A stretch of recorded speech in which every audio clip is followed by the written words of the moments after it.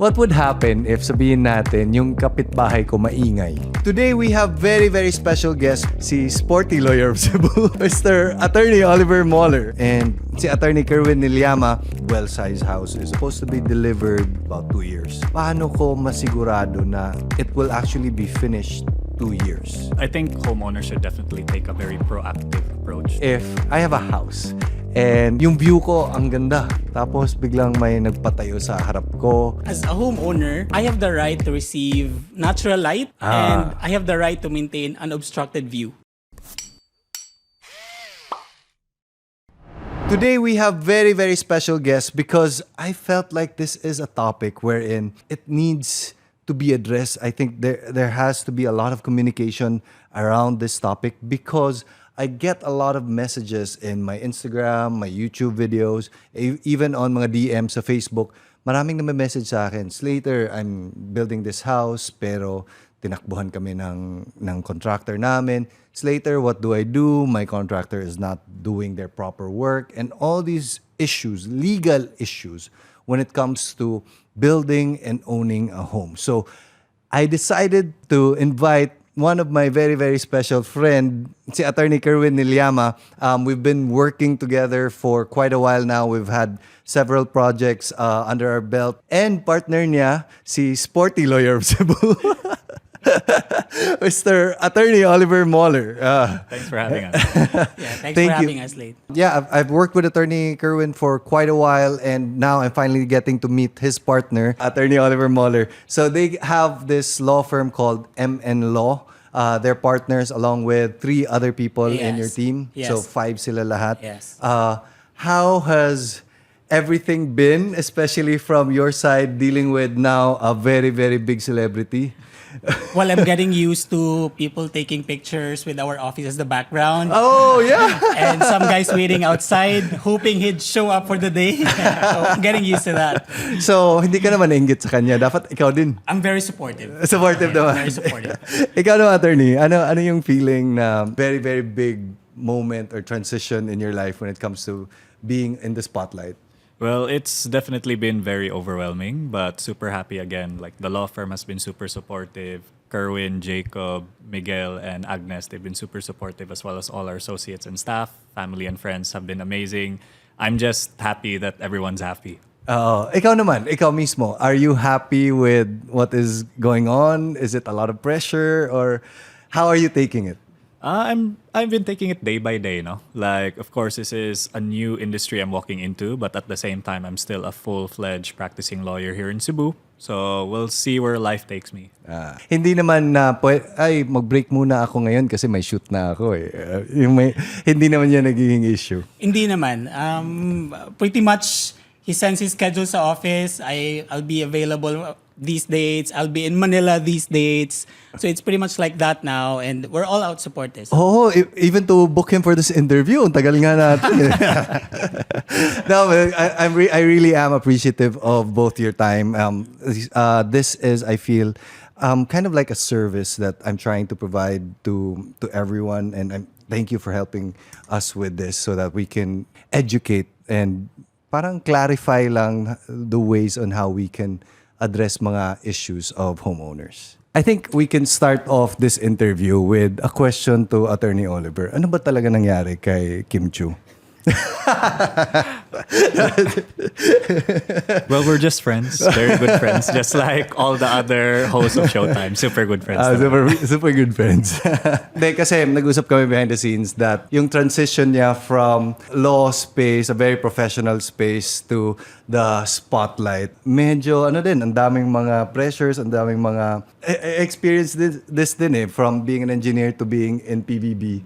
So I think we drew a lot of parallels with what is going on in our lives right now. Di ba? Tama ba? Yeah, exactly.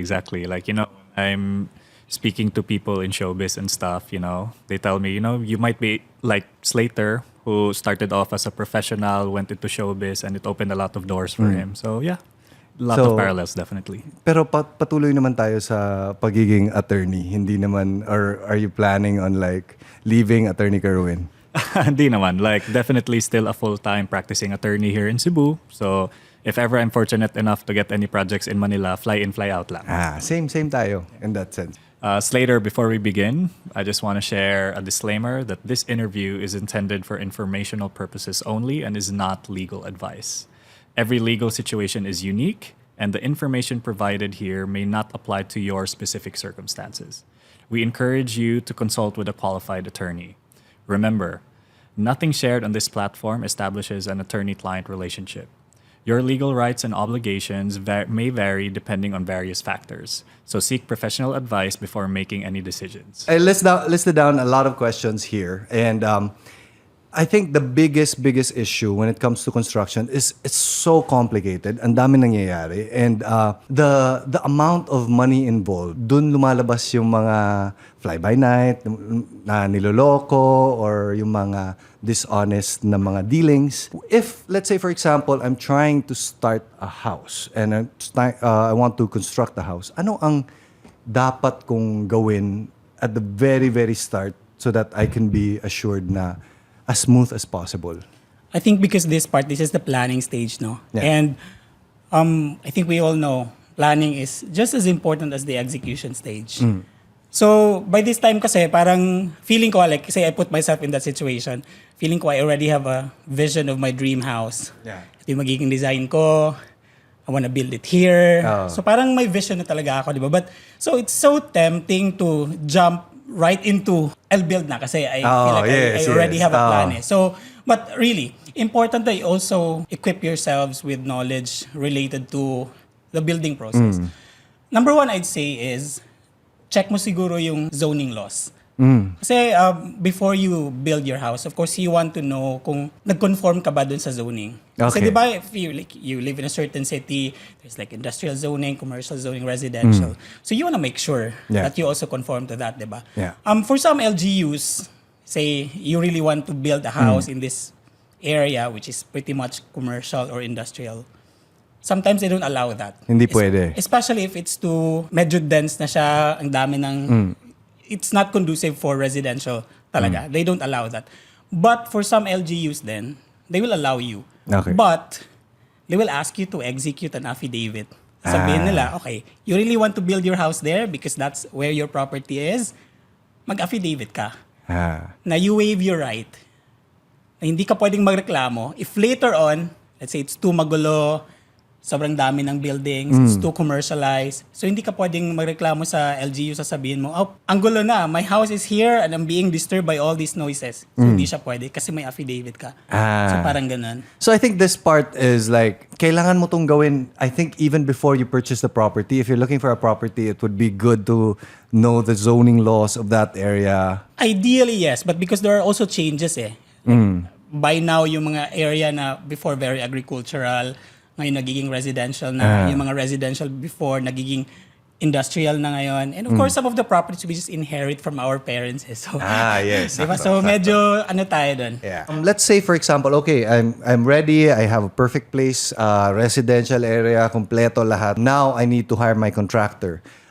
This is one big issue na palaging tinatanong sa akin.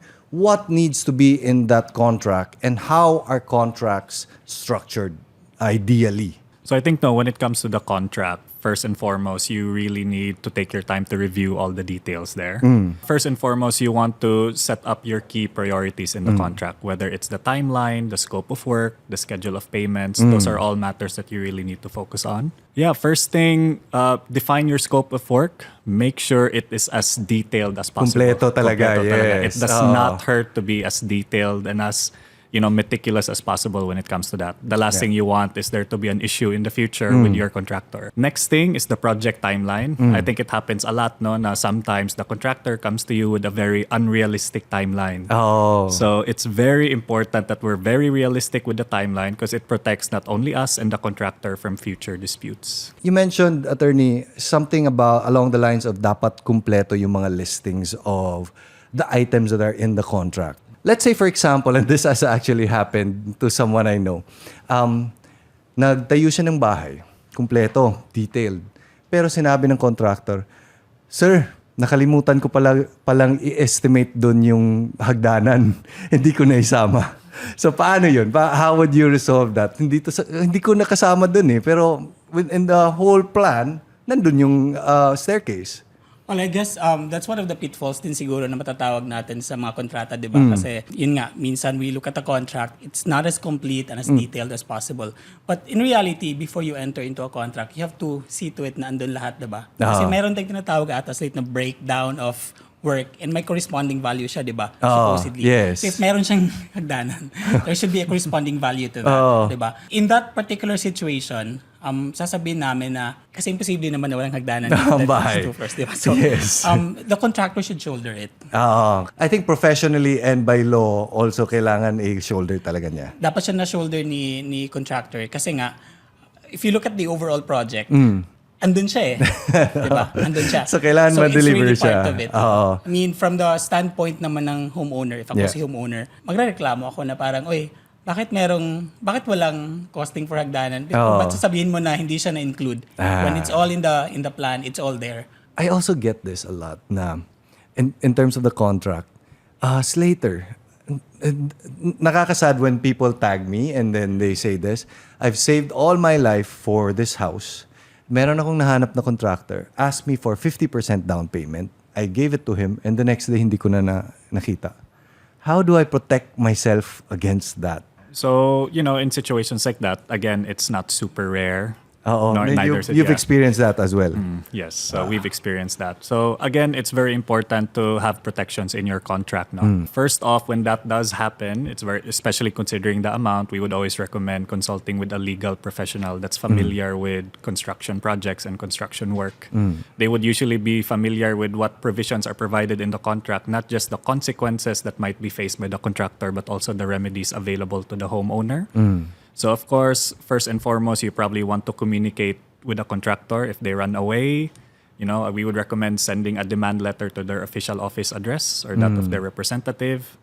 After that, if they do abandon you, of course, again, several options. It might already be in your contract din, di ba? Like kung ano yung mangyayari. Yeah, exactly. So you proceed from there. Unfortunately, for a lot of people, they end up having to hire a new contractor, which is understandable then because they want their home finished. If that is the case, we would recommend to really fully document everything that you spent. Because in the event that you do file a civil complaint against the erring contractor, you would want all the documentation available to be able to collect the losses or damages that you suffered. Grabe magsalita si Attorney Oliver. Very the erring contractor.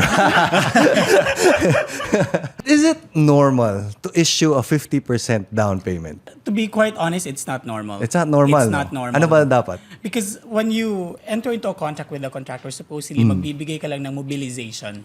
Kasi di ba when you build the house, may mobilization, of course, to procure materials, to start up the project. Yes. And then you have your progress billing, di ba? Yes. Kaya nga naka-breakdown yung trabaho. So from this work to this work to this work. That particular setup is there to protect you as the homeowner. Yes. Para hindi ka ma-scam.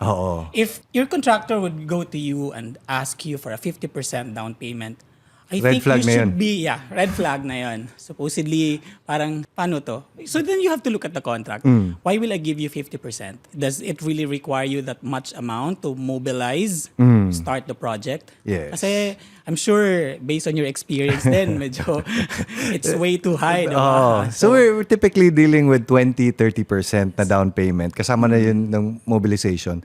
And then there's going to be a retention pa of 10%. Yes, there's a retention of 10% pa, diba? So, parang 40% na lang yung natira for the progress billing. So, medyo medyo too high nga siya. Let's say for example, itong retention, clarify lang natin. How do you understand retentions to be? How does it?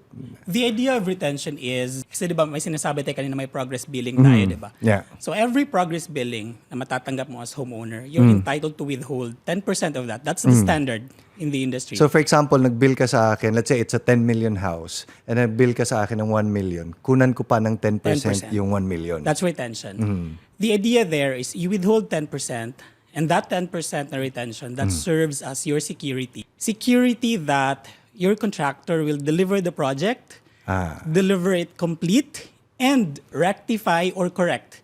Yung mga problema. Defects, lahat. So, part yun.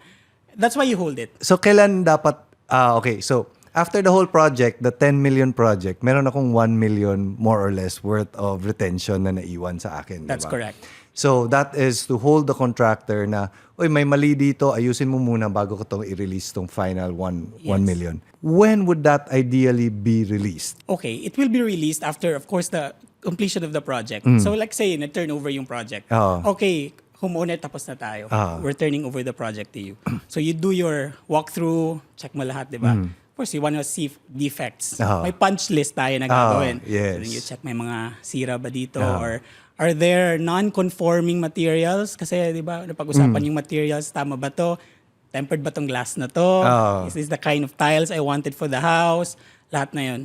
And then after that, once na nabigay mo na ng punch list, the contractor is supposed to correct, diba? So within 30 days from receipt by the contractor of the last item dun sa punch list, and assuming na na-deliver na niya lahat, you're supposed to turn over na the 10%. Okay. Sige, mabalik tayo dun sa mga ano. Ang dami ko pang mga questions. I have a general idea, but I wanted to come from you para sigurado. Kasi kayo talaga may alam. Ito, I've been on the client side wherein ako yung nag-hire ng contractor for our real estate developments, for our own house. Meron akong mga subcontractors, but I'm also a contractor. Ano naman pwede kong gawin pag yung retention, sometimes it takes like 2 years bago kang bayaran na retention. Like, hahanapan ka lang talaga ng problema. In that case, you can file a collection case against the homeowner. Kasi you're already entitled to that eh. So if hindi ka niya bayaran dun sa retention, of course you collect. Okay. That's really just it. File a collection case. Well, of course you start with a demand letter. If you can try to talk it out in a more diplomatic and amicable manner, do that. But if that doesn't work, then you're compelled to tawag really... kami sa'yo. Yes.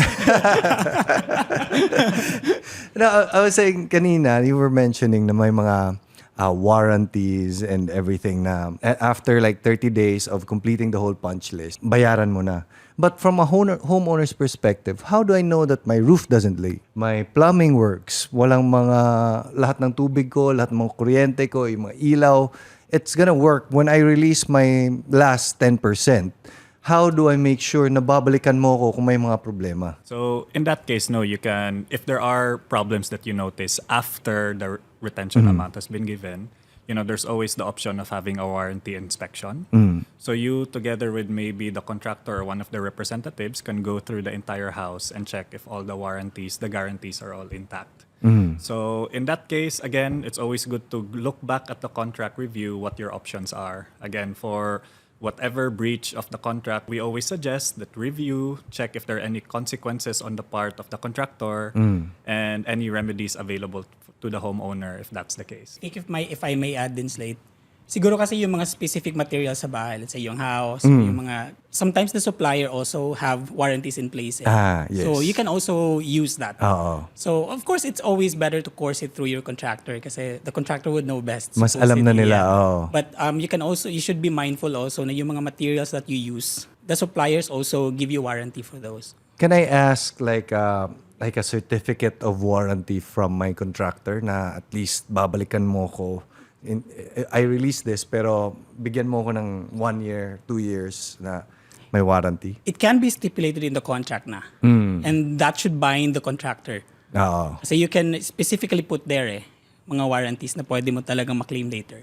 Yeah, so when it comes to construction contracts, especially for a home project, there are 2 types of warranties that a homeowner should always be wary of. Okay. First are express warranties. So these are warranties that you expressly mention in the contract that you and the contractor agree upon. Okay. So an example of that can be a structural warranty. So the structural components of the home, such as the foundation, the roof, the ceiling, the flooring, it's all free from defects for a certain amount of time. And then we go to the implied warranties, which might not be expressly mentioned in the contract, but under the law, they are there to protect the homeowner. One of them is the implied warranty of habitability, meaning the home that was built by the contractor, although it did not mention it in the contract, he is required by law to guarantee that it is fit for human habitation. So safe and sanitary. There is also the implied warranty of Yes, the implied warranty of workmanship. din. Workmanship na So, warranty. contractor, again, even if it's not mentioned in the contract, under the law, there's an implied guarantee or promise from the contractor that the level of workmanship is up to the standard of the construction industry din. Eto, natapos ko na, I'm the contractor and natapos ko na lahat ng mga kailangan ko trabahuin. And then may biglang typhoon ulit happens. May mga nasira sa bahay but na-turnover na yung bahay. Kumpleto na siya. Who now answers for the damages caused by the typhoon?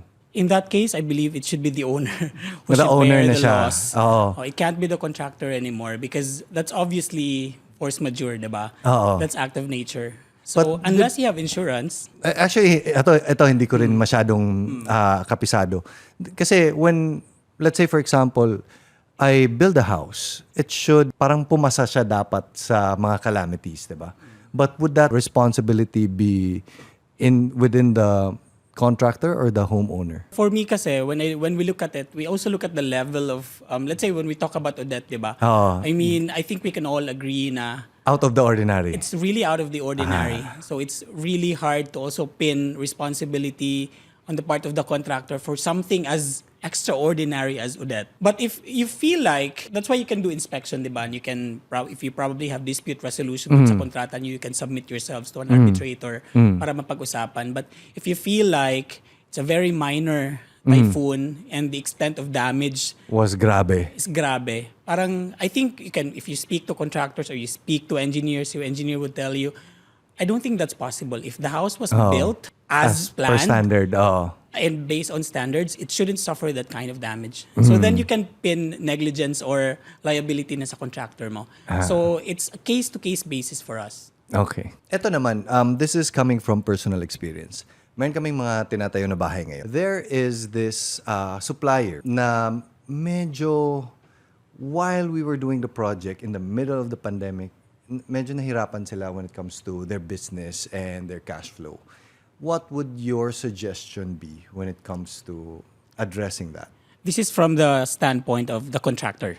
This is from the standpoint of the client na yung supplier ko, medyo hindi na kayang tapusin yung project mismo. Yeah, as a contractor, as the homeowner. Yes, as the homeowner. As a Yeah. homeowner. Okay, because if you're the homeowner and yung contractor mo, let's say, hindi niya Hindi binayaran nahirap. yung mga supplier niya. Or of, let's say for example, ako nagpapatayo ako ng bahay. And then the contractor that I hired, hindi na kayang sweldohan yung tao niya. He's not being dishonest. There's just instances wherein wala nahirapan na yung company niya. Under the Construction Industry Authority of the Philippines document number 102, that's an allowed Ayaw deduction. magpatalo. That's an allowed deduction. So, that's an allowed deduction. So, if you can substantiate na merong unpaid supplier or unpaid laborers or even yung kagaya mo nga, di ba, nahihirapan sila with the cash flow, you can deduct Kasi di ba they do progress billing? So if it's substantiated na unpaid talaga yung mga supplier na yon and yung mga laborers nga, deduct mo lang deduct siya. mo, tapos Automatically deduct mo siya sa billing niya.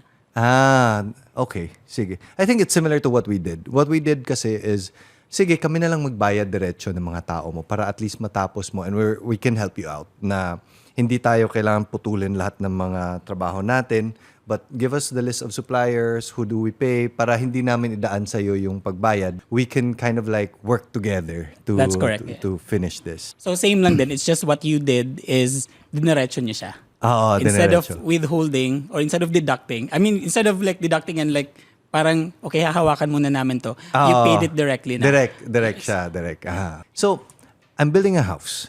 And then, yung contractor ko, we were talking kanina about like delays when it comes to the delivery.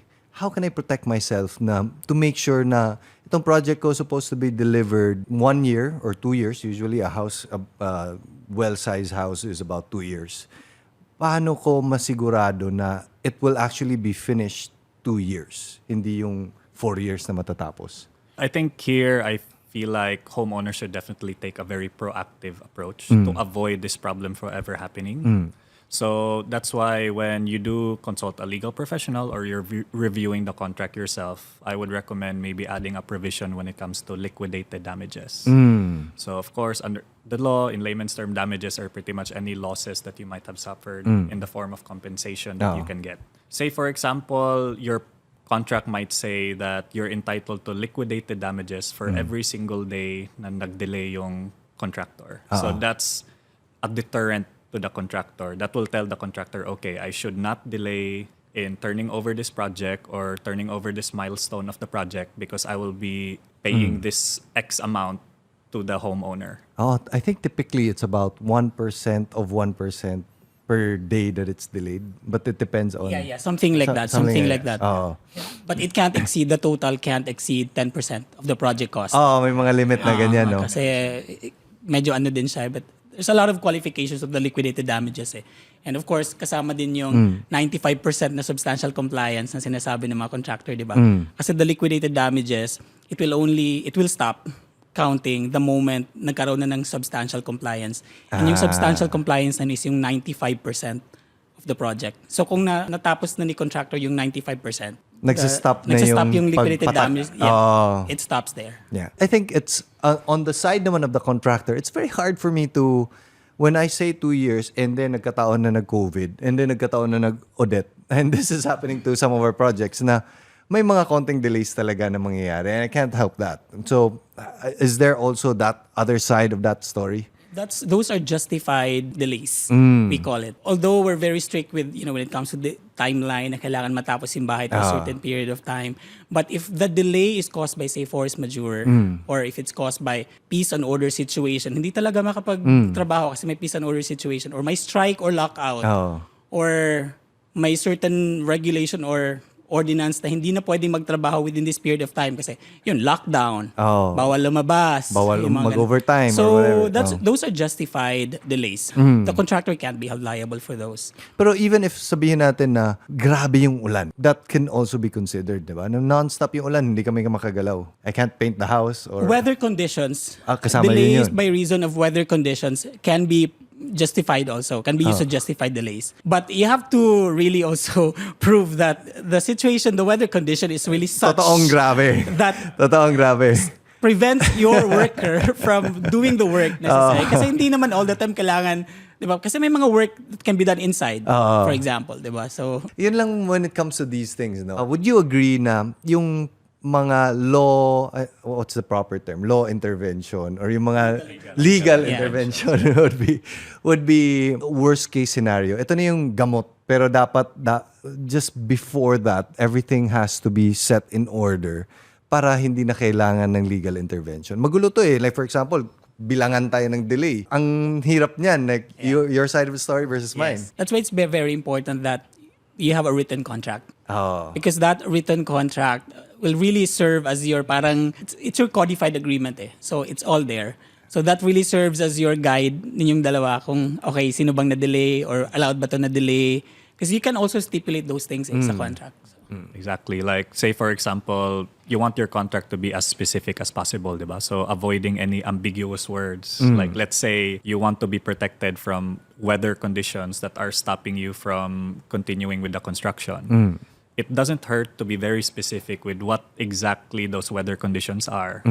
Signal number 1, signal number 2, signal number 3. Is it extreme flooding? Diba? Kasi sometimes maybe light rain, the contractor says, we cannot construct. But can you really not construct? And then, again, more ambiguous words when it comes to, let's say, the contractor promises na, I will build your staircase as soon as possible. What is as soon as possible, diba? So that's why I think, it's very important you review the contract before signing and try to make away with any ambiguous words. Make it as clear and as concise as possible. Yeah, I was just telling my friend, sabi ko, alam mo, pag enter ko sa construction, akala ko, okay, marunong engineer na ako, marunong na ako mag-construct, okay na ako. But there's so many things and so many layers to consider, from the accounting to the legal side to all of these other things. Meron pa the documentation with the local government and all these other dealings. So, ang grabe talaga yung scope. That's why kailangan ko yung law firm ninyo.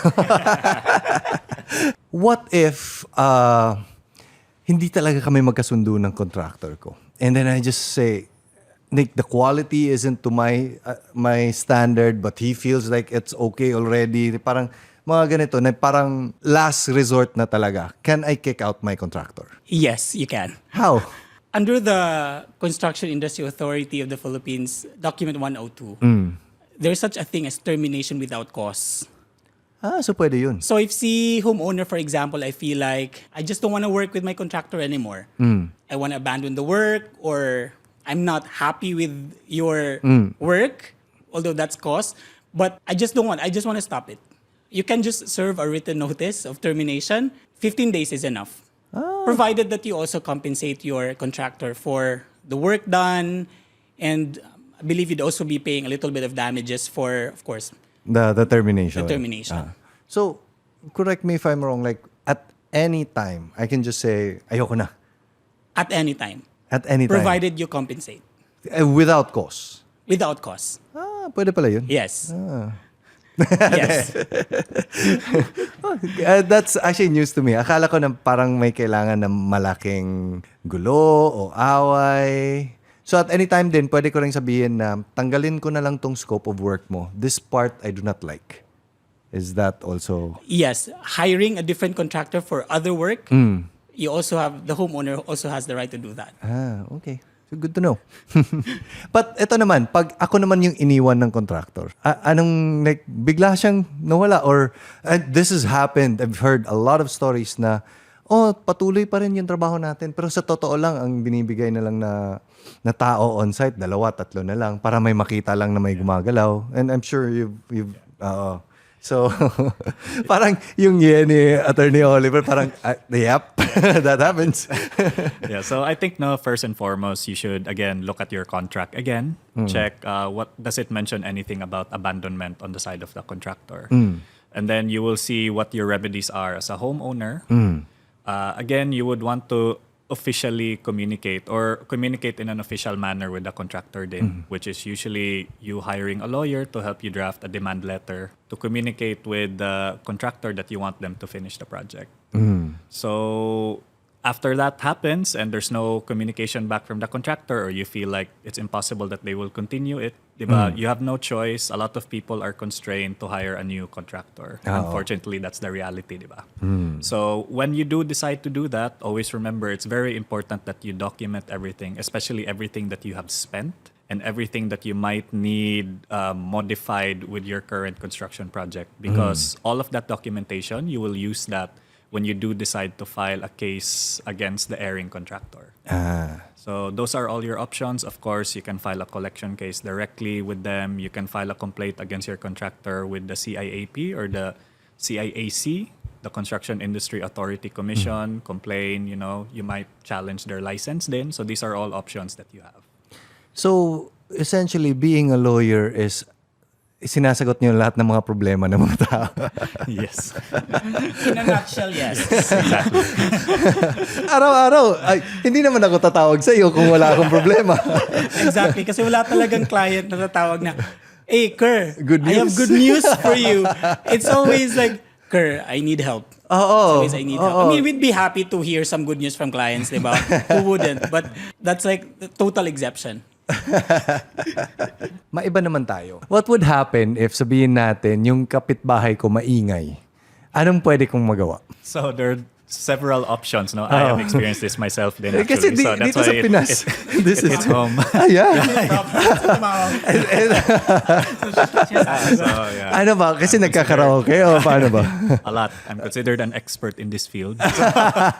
So yeah, I think first and foremost, we need to consider that these are still your neighbors. And probably the first thing you should do is consider having a civil, amicable, neighborly discussion with your neighbor. Of course, diba? Most problems like this with our neighbor, we can talk it out. Hopefully, we can talk it out, and then that's the end of the issue. If that does not work out, I would always recommend to research the local ordinances when it comes to noise in your area. So different cities, different municipalities have their own local noise ordinances. And they're always different per jurisdiction. So iba-iba siya. So it's Okay. easy to research. If it's not online, it's very easy to go to your local police station or your local barangay captain and just ask them.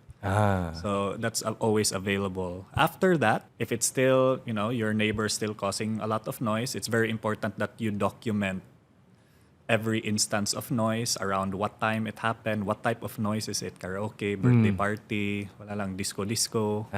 So that's something you want to do because in the future, if you do decide to take the case initially to the lupon or the barangay captain for barangay conciliation, at least you have documentation of all of this. And worst case scenario, if even the barangay captain or the lupon is unable to mediate between the parties, you might consider consulting a legal professional and possibly filing a civil case for nuisance. Let's say, for example, there are a lot of instances, especially in mga subdivisions, where nung pag-construct, nagkamali yung surveyor. And now, the fence is encroaching on another's property. Let's say, for example, my property. Then it's time for me to construct, now I get to check and then see like half or a portion of his house is in my property. How would you go about that? That same situation actually happened to me. To you, Yes. personally? Yeah, so because when we were checking for my property, kasi nga we were thinking of building. So what I initially did was get a geodetic engineer just to be sure that, meets and bounds with my property, just to double check everything. That's when I learned that the part of the fence of the house beside me actually encroached on mine. So the answer to that is first, kumuha ka muna ng geodetic engineer talaga. Okay. Be sure. If you feel like your neighbor is encroaching, make sure your claim is legitimate. And there's no other way to verify your claim but to get a licensed person, Okay. a geodetic engineer to do Yes. that. Once you've already established that, of course, try to knock on your neighbor's house. So, ginawa mo to? Hindi pa. So, try to talk to your neighbor peacefully, of course, and show the survey, show the papers that there's an encroachment. How do we go about it? That's the best way to go about it because, of course, you don't want to burn bridges with your neighbor. Baka kailangan mo ng salt in the future, di ka bibigyan, di ba? So after that, if that doesn't work, then that's the time you send a demand letter na. So you can send a demand letter to eject that, remove that. So kailangan talaga niyang, kung hindi kayo mag-resolve, like he has to move all the structures He has to move. What if it's part of my kitchen? I'm sorry about your kitchen, but it's my property. Oh. But there are also situations where, kasi we've handled sort of similar situation before with a different client. The encroaching neighbor offered to buy. Bilhin na lang at a Is it okay premium with pa. you if we pay this portion na lang? Parang ganun. Para at least hindi na masira yung portion ng property namin. It's really up to the parties there. Yeah. But at the end of the day, the owner of the property has the better right to his property. Hindi, eto. Sabihin natin, ikaw na yung may-ari ng nasa loob. Ikaw yung nag-encroach. Ano yung gagawin mo? Like, who made the mistake of you, my contractor, my geodetic, of like building my house on someone else's property? Okay. I think this brings me also to, there's a provision in the Construction Industry Authority of the Philippines, Document 102, which says that the contractor is supposed to do a condition survey. So parang before the contractor builds a house in your property, he's supposed to do a survey of the adjacent properties. Check the condition, check also the meets and bounds. And I think it's within the responsibility of the contractor to also hire the necessary professionals to do that. Yeah. There's that part eh. Kasi the reason why you'd have to do that is you want to make sure that you do not Sakto damage talaga. adjacent properties or you do not encroach adjacent properties, something like that. So there might be a certain liability on the part of the contractor there if he did not actually check. Okay. Kasi di ba if nag-build siya, then nag-encroach pa siya. If that's the case, I will now have to take legal action against my contractor if nangyari yun. Sila talaga mag-repair ng lahat. Ganyan. That can be an option on the side of the homeowner. Ito naman, this happens a lot, especially in bigger projects. But in smaller projects, it still happens. Itong mga bahay that are already built and then may kino-construct sa tabi. And then it causes damage to this part or yung mga pintura na pumupunta doon. Like, how have you experienced that in... We've experienced something similar din. So, kompleto na yung lahat ng experience niyo. Yeah, very experienced. So I I think again, no, if neighborly communication does not work, we would recommend sending a cease and desist letter. So asking your neighbor to cease and desist from whatever construction or project is going on that is causing damage to your property or to your home. Again, if that does not work, there are always the options again to go to the barangay. Again, you always need to document all the damage that has happened. And, probably in the most extreme cases, it's not as rare as we would want it to be. Sometimes the damage, after you notify them of it, they continue to do it. So it's starting to become intentional.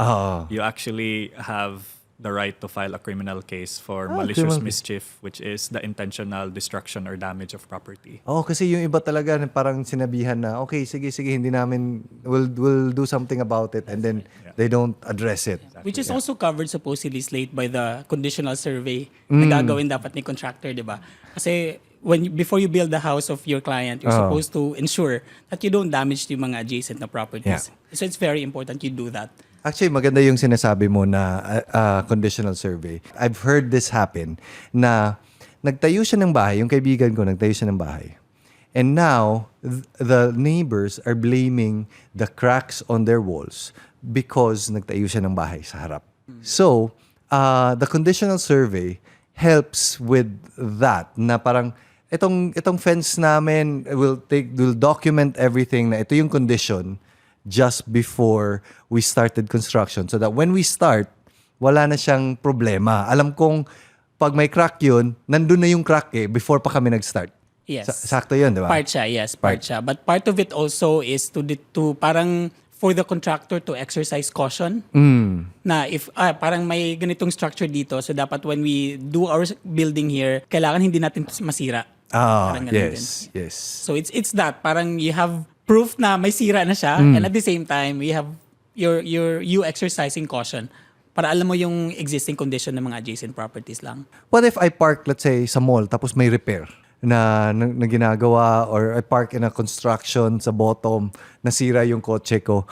I'm sure you've experienced that also. So, alam ko sa isip nyo, itong mga case na to, sino. Parang ganun na nga siya. Parang yung case nga yun. So, how did you go about that? In those instances, usually if there is a construction project going on, especially more the bigger projects, they would have warning signs. They will tell you not to park here, not to walk through here, which they're required to do. Safety. Unfortunately, that's not always the case. Diba? Sometimes, people are walking past pieces of, the project fall off, damage your car. Maybe it might be paint. Hopefully, it's just paint. Sometimes it's a bit more dangerous then. So, of course, again, that's probably when it's time I would recommend hiring a legal professional then, so that you know all your rights. The last thing you want is to be talked out of it by, let's say, a big construction company or a contractor. So know all your rights. Consider hiring a legal professional so that you're able to officially communicate with them on equal footing. Kasi it happens a lot, diba, na there's this big construction company, might be a high-rise, and then it's just, person from the public who's walking past gets injured or their car gets damaged. So yun. I think that's also the responsibility of the contractor. So, the liability there will really fall on the contractual shoulders if he doesn't observe all safety regulations and procedures. Kasi you're supposed to ensure, diba, na while you're building something, it doesn't really harm people, cars, objects, diba? So, okay, so meron akong question. What would happen if I have a house and it's blocked by a view, yung view ko ang ganda, tapos biglang may nagpatayo sa harap ko, or nawala yung sunlight ko, nawala yung ventilation ko? How you've experienced this? So paano? okay, so we're practically talking about the easement of light and view here. Okay. Which essentially means that as a homeowner, I have the right to receive natural light and I have the right to maintain an unobstructed view. Okay. That's just the essence of it, the easement. Okay. Problem with that easement is you need to acquire it as a right. You can either acquire it by title or pwede mo siya ma-acquire by prescription. Okay. So by title, if you have an agreement na with your neighbor, oy, you don't build higher than my property ha, so I can maintain my view of the ocean, the Bohol, whatever, diba? Or So, sa mga deed of restrictions so ng it's also subdivision. there in the deed of restrictions. If you are in a subdivision, but sometimes kasi wala ka sa subdivision eh. So for those instances, medyo mahirap siyang i-enforce, diba? Yung prescription naman, you're able to acquire it 10 years after mo na-serve yung prohibition mo sa kabila. So for example, I built my house now. Okay. Okay, I have a view. I have this. This is where I get my light. This is my view. I serve a notarial prohibition sa neighboring property na you cannot build. No, so bigyan lang ako ng notarial prohibition and then hindi na pwede? Magpa-prescribe. Doon magsa-start yung prescription. Okay. Na 10 years. But it doesn't mean naman, 'di ba, na si neighboring property will honor my prohibition all the time. So most likely hindi din siya mag-honor, 'di ba? Pero when we look at the provisions kasi of civil code, even the building code, meron kasing setback, 'di ba, requirement. Yes. Merong 2 meters. 2 meters on each side. So if you both observe lang ng 2 meters, ideally you can still get your natural light. At the same time, maybe magiging issue lang yung view mo. If you're really after like ocean or mga ganun na view. Pero in reality, if flat naman kayo lahat, wala talaga. Wala naman talagang view, di ba? So, ang mangyayari lang doon, let's say for example, yung kabilang property, hindi siya nag-observe ng setback. So, let's say, as in like nilubos niya yung property niya, as in like property light. So, medyo na-obstruct yung hindi ka nakakatanggap ng natural light kasi na-obstruct yung ano mo, di ba? Yung property mo. What you can actually do is build a wall, block mo yung neighbor. You build higher and then you create an opening from that higher portion para maka-receive ka ng light. Wow. So, yeah, medyo it's tricky kasi parang, so if he wouldn't honor my request, ang gagawin ko parang, sige, ayaw mo, build din ako. Gantian na. So parang, so, that's why it's sinasabi ko kanina, this is very technical and very tricky. A lot of variables really you should consider, no? So, yeah, that's why in law school this was also a very complicated, tricky subject. So, is it true na sabihin natin si government gustong magtayo ng daan sa harap ng bahay mo or sa harap ng property mo or wherever in your property, you have to give it to them? Yeah, this is the concept of eminent domain, which is one of the inherent powers of the government. Tatlo kasi yan eh, police power, taxation, and then you have the eminent domain. Okay. The concept of eminent domain is the government has the right to take property away from private ownership, provided that the purpose is for public purpose and there is just compensation. Those are just the 2 requirements that the government need to comply. That's why you see a lot of road widening happen in cities and all that. They can really get the property. The owner of the property has no choice but to turn it over to the government. But remember that there is the compensation side there. So it's not like government will take it from you, no payment naman. You receive some sort of compensation from the government. Is there a way wherein pag daan ng sobrang pangit na talaga or sobrang triangle na lang na natira sa property ko, can I do something about it na dito na lang kayo dumaan? Well, in that case, it's hard for you to dictate sa government saan dadaan yung road or like change of plans. Kasi 'di ba parang, okay, I'm gonna avoid your property and then liliko tayo dito para lang hindi ka matamaan. Because then if that option is available to anyone, magkakagulo. Parang, okay, then this other house will also do the same. This other house will also do the same. So, and usually naman yung mga projects nila, klaro yung plan. Hard to parang tell the national government, for example, to change your plan because matatamaan yung bahay ko. My thinking kasi, even earlier, when you mentioned na before you even start on a contract, meron kang hire na lawyer, forgive me for saying this, pero ang mahal kasi ng lawyer. Not everybody can afford a lawyer. That is the biggest issue. Like, that's why paminsan sinishortcut yung mga designers ng bahay. Kasi, mahal, si foreman na lang. How do I go about it? If, let's say, for example, hindi ko talaga afford yung lawyer, are there any measures that I can take or... There are several options, no? For those people who have the resources, fortunate enough, I would recommend hiring a lawyer. For those not, different stakeholders in the construction industry while they don't provide a standard guideline of what a construction contract should look like, they do have documents that might help guide you on what you might want to include into your contract. For example, in private construction, we have the Construction Industry Authority of the Philippines, or the CIAP. They actually produced or formulated CIAP Document 102, or the Uniform General Conditions of Contract for Private Construction. So this document actually provides guidelines and criteria of things you might want to consider in adding into your contract.